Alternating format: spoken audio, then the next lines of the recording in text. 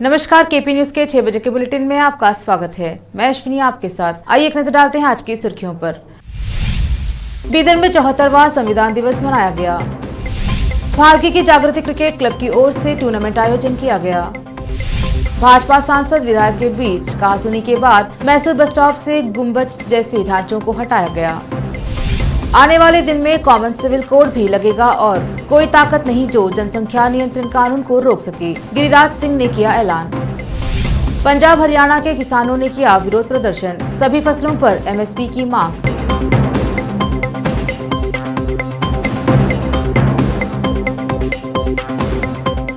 देखते हैं समाचार विस्तार से। बीदर में कर्नाटका दलित रक्षणा वेदी के द्वारा 26 नवंबर को शहर के अंबेडकर चौक पर 74वां संविधान दिवस मनाया गया। इस अवसर पर एक कार्यक्रम का आयोजन किया गया। इस अवसर पर विधायक रहीम खान, बंडेप्पा खाशमपुर, अंबादास गायकवाड़, देवेंद्रा सोनी, काउंसलर मोहम्मद नवाज खान, समाज सेवी व युवा नेता मोहम्मद फेरोज खान ने भाग लिया। कैमरामैन संतोष का कवरेज। आज भालकी की जागृति क्रिकेट क्लब के ओर से टूर्नामेंट आयोजन किया गया। इस अवसर पर टूर्नामेंट के उद्घाटन कार्यक्रम में केंद्रीय मंत्री भगवंत खुबा पहुंचे। उन्होंने टूर्नामेंट में बात करते हुए कहा कि भालकी में स्पोर्ट्स स्टेडियम नहीं होने का यहां के स्थानीय विधायक कारण हैं। भालकी बीदर जिले में सभी तालुका में स्टेडियम है पर भालकी में नहीं है। आने वाले दिनों में ईश्वर खंड्रे को इसका उत्तर देना होगा। इस अवसर पर भालकी के बीजेपी नेता प्रकाश खंड्रे, डीके सिद्धराम, शिवू लोखंडे, सतीश सूर्यांशी, दीपक शिंदे और अन्य उपस्थित रहे। ISIS टूर्नामेंट में 16 टीमों ने भाग लिया है। पहला पुरस्कार 51,000, दूसरा पुरस्कार 21,000 और तीसरा पुरस्कार 11,000 का है। भालकी से सैम्यूल की रिपोर्ट। ಬರುವಂತ ವಿಧಾನಸಭಾ ಚುನಾವಣೆಯಲ್ಲಿ ಜನರ ವಿಶ್ವಾಸವನ್ನು ಕಳ್ಕೊಂಡಿದ್ದಾರೆ ಅನ್ನುವಂಥದ್ದು ಮನವರಿಕೆಯಾಗಿ ಜನ ಸೇರ್ತಾರೆ ಇಲ್ಲಂತ ಆತಂಕದಲ್ಲಿ ಜನರಿಗೆ ಸುಳ್ಳು ಭರವಸೆಗಳು ಮತ್ತು ದಿಕ್ಕು ತಪ್ಪಿಸುವಂಥ ಮಾತುಗಳನ್ನು ಹೇಳಿ ಶಕ್ತಿ ಮೀರಿ ಪ್ರಯತ್ನ ಮಾಡಿ ಆ ಸಭೆಯನ್ನು ಯೋಜನೆಯನ್ನು ಮಾಡಿದ್ದಾರೆ. ಅವ್ರಿಗೆ ಗೊತ್ತಿದೆ ಮುಂದಿನ ಚುನಾವಣೆಯಲ್ಲಿ ಸುಮಾರು 25,000 ಮತಗಳಿಂದ ಸೋಲ್ತೀನಿ ಅಂತ. ಹೀಗಾಗಿ 2018ರ ಚುನಾವಣೆ ಮುಂಚೆ ಬಡ ಜನರಿಗೆ ತಮ್ಮ ಮನೆಯಲ್ಲಿ ಕರೆಸಿ ಸುಳ್ಳು ಅನುಮತಿ ಪತ್ರವನ್ನು ಕೊಟ್ಟಿದ್ದನ್ನು ಸರ್ಕಾರದ ಒಂದು ಎನ್ಕ್ವೈರಿಯಲ್ಲಿ ಪೂರ್ಣವಾಗಿ ಸಾಬೀತಾಗಿದೆ. ಹೀಗಾಗಿ ಅದನ್ನು ಮತ್ತೆ ಈ ಚುನಾವಣೆಯಲ್ಲಿ ಮುಚ್ಚಿಕೊಂಡು ಒಂದು ಜನರಿಗೆ ತಪ್ಪು ದಾರಿ ಎಳೆಯುವಂಥ ಸಂದೇಶವನ್ನು ಕೊಟ್ಟು ರಾಜಕೀಯ ಲಾಭವನ್ನು ಪಡಲಿಕ್ಕೆ ಪ್ರಯತ್ನವನ್ನು ಮಾಡಿದ್ದಾರೆ. ಕಳೆದ 4.5 ವರ್ಷಗಳಿಂದ ಈ ಕ್ಷೇತ್ರದ ಶಾಸಕರಾಗಿ ಅಂದರೆ ಈ ಅವಧಿಯಲ್ಲಿ ಏನೂ ಕೆಲಸ ಮಾಡಿಲ್ಲ ಅನ್ನೋಂಥದ್ದನ್ನು ಜನರಿಗೆ ಗೊತ್ತಾಗಿದೆ. ಮತ್ತು ಭಾರತೀಯ ಜನತಾ ಪಕ್ಷ ನಿರಂತರವಾಗಿ ಕಳೆದ 4.5 ವರ್ಷದಿಂದ ಅವರ ನಿಷ್ಕ್ರಿಯತೆ, ಅವರ ಒಂದು ಜನರಿಗೆ ದಾರಿ ತಪ್ಪಿಸುವಂಥ ತಂತ್ರಗಳು ಎಲ್ಲ ಬುಡಮೇಲು ಮಾಡಿದ್ದೀವಿ. ಹೀಗಾಗಿ ಅದಕ್ಕೆ ಸೋಲ್ತಾರೆ ಅನ್ನುವಂಥ ಭಯದಿಂದ ಅವ್ರು ಈ ಥರ ಮಾಡಿದ್ದಾರೆ. ಸರ್, ಇವಾಗ ಮುಂಬರುವ ಚುನಾವಣೆಯಲ್ಲಿ ಅಭ್ಯರ್ಥಿಯನ್ನು ಫೈನಲ್ ಆಗಿದೆಯಾ ಸರ್ ಭಾಲ್ಕಿ ಕ್ಷೇತ್ರದ್ದು? ಭಾರತೀಯ ಜನತಾ ಪಕ್ಷದ ಒಂದು ವ್ಯವಸ್ಥೆ ಇದೆ. ಆಯ್ಕೆ ಪ್ರಕ್ರಿಯೆಯಲ್ಲಿ ಒಂದು ನಮ್ಮ ರಾಷ್ಟ್ರ ಮಟ್ಟದಲ್ಲಿ ಸಮಿತಿ ಇದೆ, ಸಂಸದೀಯ ಸಮಿತಿ ಇದೆ. ಆ ಸಮಿತಿ ನಿರ್ಣಯವನ್ನು ತಗೊಳ್ತಾರೆ. 15 ನಿಮಿಷದಿಂದ ಹಾಫ್ ಅನ್ ಅವರ್ ಆಗ್ತಾ ಇದೆ. ಅದಕ್ಕೆ ಈಗ ಉಡಲ್ಪುಲ್ ಮಾಡಬೇಕಾಗಿತ್ತು. ಬೀದರ್, ಹಲ್ಬರ್ಗ, ಭಾಲ್ಕಿ, ನಿಲಂಗ ಕಡೆಯಿಂದ ಒಂದು ನ್ಯಾಷನಲ್ ಹೈವೇ ಆಲ್ರೆಡಿ ಸ್ಯಾಂಕ್ಷನ್ ಆಗಿದೆ. ಈಗ DPR ಸ್ಟೇಜಲ್ಲಿ ಬಂದಿದೆ. ಭಾಲ್ಕಿಗೆ ಸಂಪೂರ್ಣವಾಗಿ ಒಂದು ವರ್ತುಲ ವ್ಯವಸ್ಥೆ, ರಿಂಗ್ ರೋಡ್ ಮಾಡುವಂಥ ವ್ಯವಸ್ಥೆ ಇದೆ. ಹೀಗೆ ಮೇಜರ್ ಟ್ರಾಫಿಕ್ ಕಂಟ್ರೋಲ್ ಹೋಗ್ತದೆ. मैसूर में एक बस स्टॉप के ऊपर 3 विवादास्पद गुंबदों में से 2 जिले के भाजपा नेताओं के बीच एक घर्षण बिंदु बन गए थे, जो कि शनिवार देर रात को हटा दिए गए। JSS कॉलेज ऊटी रोड के पास बस स्टॉप के ऊपर के गुंबद जो स्थानीय विधायक S.C. रामदास के अनुसार मैसूर पैलेस की तर्ज पर बनाए गए थे, ने मैसूर कोडगू सांसद प्रताप सिम्हा के क्रोध को आकर्षित किया था, जिन्होंने उन्हें ध्वस्त करने की धमकी दी थी। अधिकारियों द्वारा छोटे गुंबदों को साफ करने के बाद सिम्हा ने यह कहते हुए जीत का दावा किया कि वह अपने लक्ष्य पर अड़े हुए हैं और यह सुनिश्चित किया कि संरचनाओं को हटा दिया जाए। उन्होंने कहा कि जिन जिला अधिकारियों ने इस मुद्दे को हल करने के लिए समय मांगा था, उन्होंने भी अपनी जिम्मेदारी पूरी कर ली है। जनसंख्या नियंत्रण कानून पर एक बार फिर माहौल गर्मा गया है। केंद्रीय मंत्री गिरिराज सिंह ने ऐलान किया है कि जल्द ही देश में जनसंख्या नियंत्रण कानून लागू होगा। दिल्ली के जंतर मंतर पर सभा के दौरान गिरिराज ने कहा कि मोदी जी ने हर वो काम किया है जो राष्ट्र के लिए जरूरी था। अगर जनसंख्या रोकने का काम नहीं किया तो आने वाले दिन में संकट होगा। मोदी जी ने एक देश एक कानून लाने का काम किया। 370 हटाई, 3 तलाक के खिलाफ कानून लाए। यूपी, गुजरात और MP में, मध्य प्रदेश में कॉमन सिविल कोड लाने का संकल्प लिया है। अब जनसंख्या नियंत्रण कानून लाने की जरूरत है और इसे कोई नहीं रोक सकता।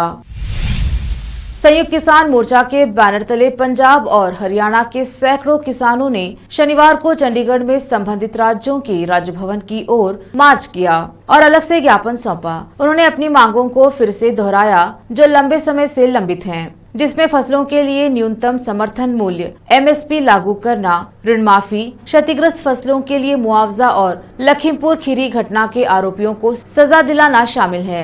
एहतियाती कदम के रूप में पंजाब के मोहाली और हरियाणा के पंचकुला कस्बों में सुरक्षा बढ़ा दी गई थी, क्योंकि किसान केंद्र के खिलाफ किसान आंदोलन की दूसरी वर्षगांठ पर विरोध के निशान के रूप में अपनी मांगों का चार्टर प्रस्तुत करने के लिए राजभवन की ओर मार्च कर रहे थे। जैसे ही वे राज्य की राजधानी की ओर मार्च कर रहे थे, उन्हें चंडीगढ़ की सीमा पर रोक दिया गया, जहां से उनके नेताओं को अपने अपने ज्ञापन जमा करने के लिए आगे बढ़ने की इजाजत दी गई। लेते हैं एक छोटा सा ब्रेक, जल्द लौटेंगे ब्रेक के बाद। हिंदुस्तान के हर कोने में हम हैं मौजूद। 24 घंटे हालात पर गहरी नजर, खबरों से जुड़े चुपते सवालात और आपको दिखाता है धार्मिक, सामाजिक, राजनीतिक, लोकल और इंटरनेशनल न्यूज की सबसे बेहतर कवरेज, जो आपको रखती है हर पल बाखबर। देश और दुनिया भर की खबर के लिए देखते रहें KP News 24/7। हिंदुस्तान के हर कोने में हम हैं मौजूद। 24 घंटे हालात पर गहरी नजर, खबरों से जुड़े चुपते सवालात और आपको दिखाता है धार्मिक, सामाजिक, राजनीतिक, लोकल और इंटरनेशनल न्यूज की सबसे बेहतर कवरेज, जो आपको रखती है हर पल बाखबर। देश और दुनिया भर की खबर के लिए देखते रहें KP News 24/7।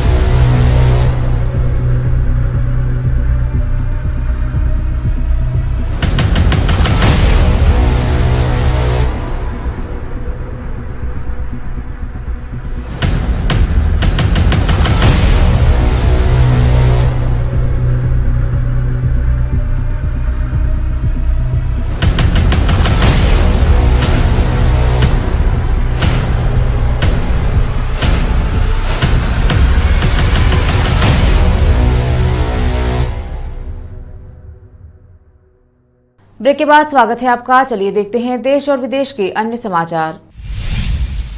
ऑल इंडिया शिया हुसैनी फंड के सदस्यों ने 26/11 मुंबई हमले के मास्टरमाइंड हाफिज सईद को फांसी देकर न्याय की मांग की है।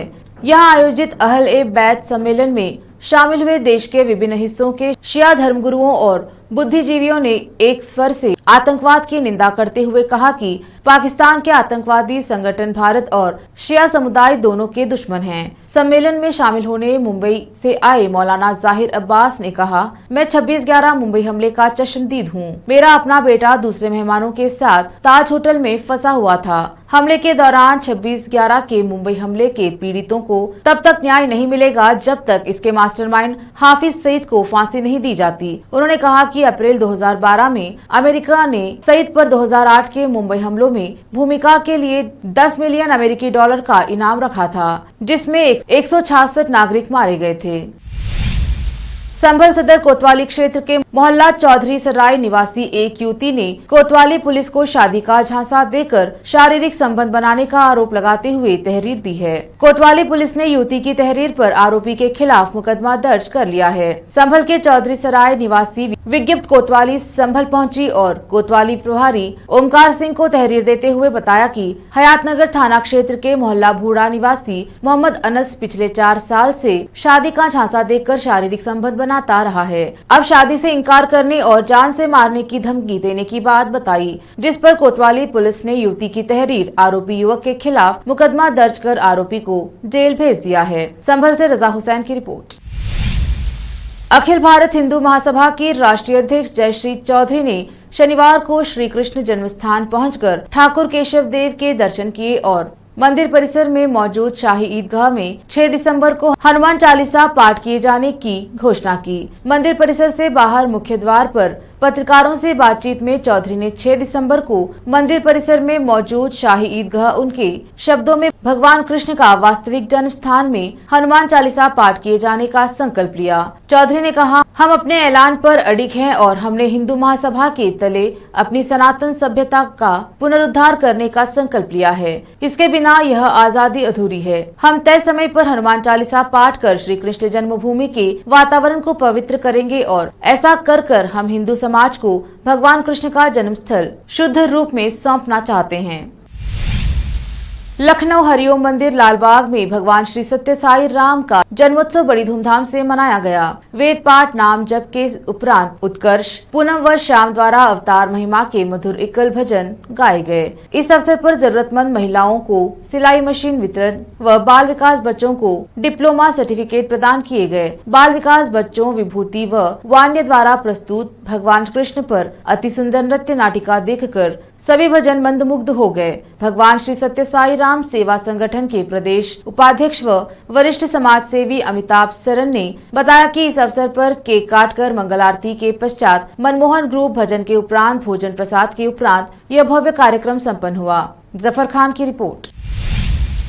पाकिस्तान के पीएम शहबाज शरीफ शुक्रवार से तुर्की की 2 दिवसीय यात्रा पर हैं। इस दौरान उन्होंने तुर्की से कहा कि वह भी चीन पाकिस्तान आर्थिक गलियारा परियोजना CPEC में शामिल हो जाएं। पाकिस्तानी मीडिया के अनुसार शहबाज शरीफ ने ये ऑफर इसीलिए दिया ताकि क्षेत्र से गरीबी मिटे और समृद्धि लौटे। शहबाज के अनुसार CPEC क्षेत्र के लोगों को रोजगार उपलब्ध करा सकता है और सशक्त बना सकता है। वही हमेशा पाकिस्तान का साथ देते हुए कश्मीर मुद्दा उठाने वाले तुर्की ने इस पर कोई प्रतिक्रिया नहीं दी है। शरीफ ने यह तुर्की के राष्ट्रपति रजब तैयब एर्दोआन के साथ बैठक की और इसी दौरान उन्हें CPEC में शामिल होने का न्योता दे दिया। शरीफ ने दावा किया कि पाकिस्तान को इससे काफी फायदा हो रहा है और यहाँ के लोग भी काफी खुश हैं।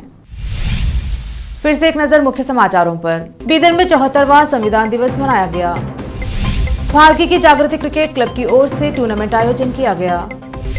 भाजपा सांसद विधायक के बीच कहासुनी के बाद मैसूर बस स्टॉप से गुंबज जैसे ढांचों को हटाया गया।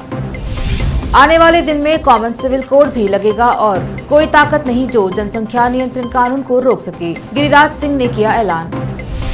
पंजाब हरियाणा के किसानों ने किया विरोध प्रदर्शन, सभी फसलों पर MSP की मांग।